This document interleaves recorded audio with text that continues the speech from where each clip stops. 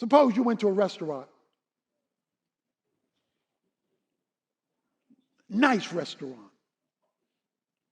bougie restaurant, expensive restaurant like my kids better take me to today.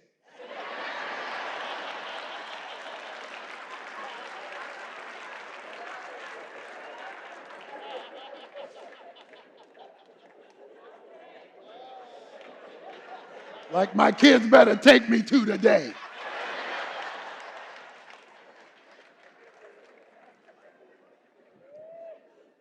And suppose you went to this expensive restaurant and they brought you out leftovers. They brought you out leftovers. I think you would have an issue and still say you had to pay full price. They brought you out. First of all, they brought you out leftovers. And the second thing is they still expect the same price. That would be an insult to you. That would be an insult to you because how can you charge me for leftovers? How can Jesus have paid this higher price and we give him leftovers? How can he give us the gift of eternal life and we give him leftover? Leftover time, leftover money, leftover attention, leftover faithfulness, leftover. God, if I got it left, I got it for you, but thank you for the high price you paid. We wouldn't appreciate it, and neither does God appreciate giving up his son for leftover saints. So he says, gold, silver, precious stone, that which is indestructible and valuable, wood, hay, and stubble, that which is very destructible and has little or no value. He tells you how this is going to work. He says back in 1 Corinthians chapter 3,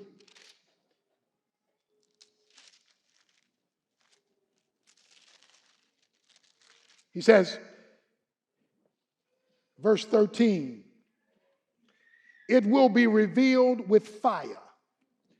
The fire itself will test the quality of each man's work. Okay? This is quality assurance.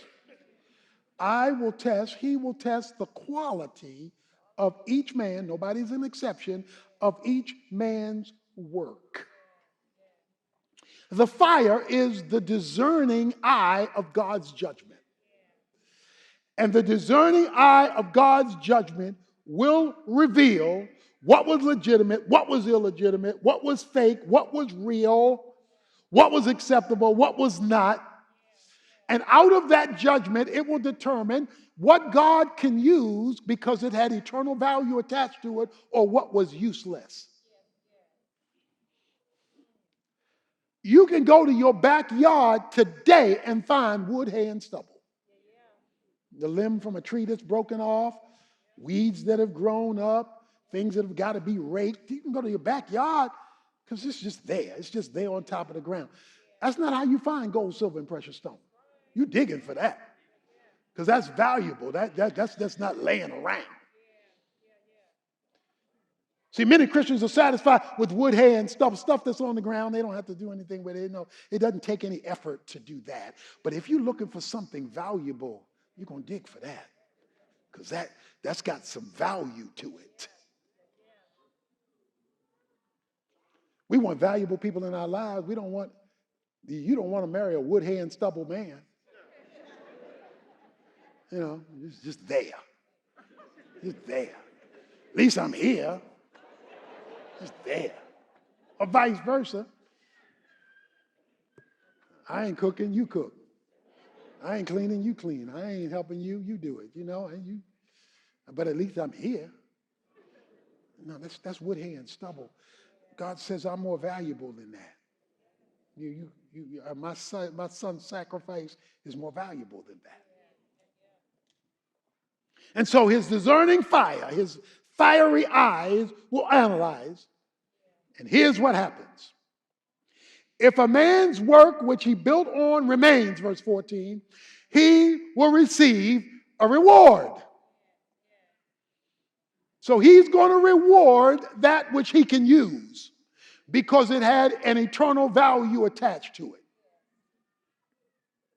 To the smallest thing, a cup of water, to the big things, he says, you will receive a reward. We'll talk about that beginning next week. We'll talk about what that means. But then he says, if any man's work is burned up in the fire of his judgment, he will suffer loss. So his eyes, the fire of his eyes zeroes in, and he will suffer loss. Two things. He'll lose something he should have had. She'll lose something she should have had because you can't have a loss unless you lost something. So something you should have gotten, you won't get, but you will also suffer loss. Now, this is a whole nother point about a misgiving of heaven. You're going to find out in one of the latest sermons, there will be weeping and gnashing of teeth of Christians in heaven. Okay? Because you suffer loss. You know, you're going to feel the loss. It just won't be a loss that you have. It'll be a loss that matters. Okay? Boy, it got quiet in here. Just quiet. Lot was a very successful businessman in Sodom. Very successful. His name was known. He was living large. The Bible talks about all the cattle he had, all the land he had. He had the stuff of this earth. But when God came down and judged Sodom and Gomorrah, everything he had was burnt up, including losing his wife and 2 sons. He got out, but everything he worked for, other than his 2 daughters, everything he worked for was lost. And one of the reasons is he got too attached to earth. Now, we live on earth. We can't be so spiritually minded we're no earthly good. We live on earth. God is not against earth. He's not against you maximizing your potential, but he wants it done in connection and in reference to the foundation. He doesn't want you building a building on no foundation or the wrong foundation. He wants to be the foundation or the basis of life. And so everything burnt up. He shall suffer loss. The question is, what are you giving God that he can use on a daily basis in what you say, what you do, how you relate? So the idea is that your tape is rolled, the fire of his discerning eye sets it aflame, and what is left is rewarded. You ever seen a hamburger that started out this big? And then you put it on the fire. And it starts to burn the fat and the grease. And the hamburger starts to shrink. You started here. You thought you were getting a half pounder. And then they put it on the grill or the fire. And the stuff that's not meat begins to be burned out of it. You thought the burger was going to be the size of the bun. Only to discover the bun is 2 times bigger than the burger once the fire was put to it. Because that which was useless burned away.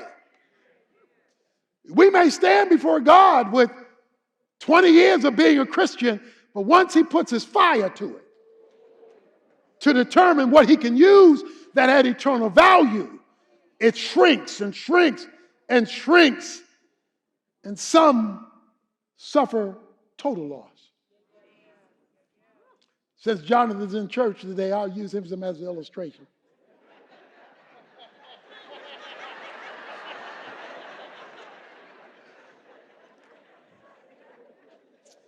When he finished his 4th year of football at Baylor, we made a highlight tape.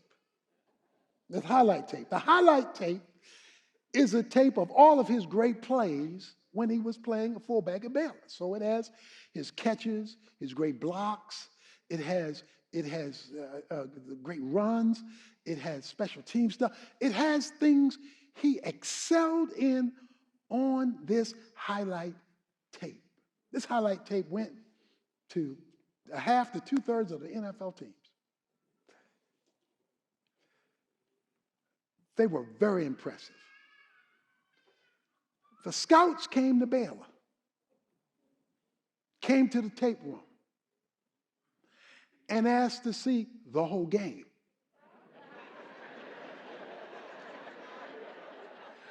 We ain't sent them no whole game. We sent them highlights. But they were not satisfied with highlights we wanted them to see. They said, we want to see the whole game. On one occasion, Baylor was playing Texas Tech. We drove 8 hours to Lubbock, Texas, to watch Baylor play Texas Tech. In one of the plays, Jonathan was handed the ball on a straight dive play. As he broke through the line, he got hit twice and fumbled the ball. That was not on the highlight tape. We ain't sent that nowhere. But when the scouts came to look at the whole Texas Tech game, they saw the whole picture. When you and I stand at the judgment seat of Christ, he's not just looking at our highlights. The time we did something good here and did something there, good there, good there, good. That's all there. That's all going to be in the tape. But he's looking at the whole program to decide what he can use because it has eternal value attached to it. And so now you know why Paul said, based on last week's sermon, that he says, I live to please him. It's my goal to please him. Now, we're not perfect people. We fall short every day. That's why it is very important that we have a mindset that says, when I get up in the morning, Lord, today my goal is to live in a way that pleases you. That is my goal. When I fall short, when I fail, I will acknowledge that. I'm not going to skip it. I'm going to acknowledge it so I can get back to the goal of pleasing you now that I know it's on tape. Now, I know the question for many of us is, well, what about all them past tapes? Does God erase them? No, the tapes are the tapes. But the beautiful thing, as you'll see later on, is that the grace of God, since he still left us here, will allow us to make new tapes. And so we can make new tapes. Can't cancel old tapes, but we can make new tapes. And if we can get enough time and enough effort to make new tapes, we can still have enough on that day to get a reward. He says, but he shall be saved just as so by fire. Just as so by fire means by the skin of his teeth. Means I'm not going to take his salvation away. I am going to take away his reward.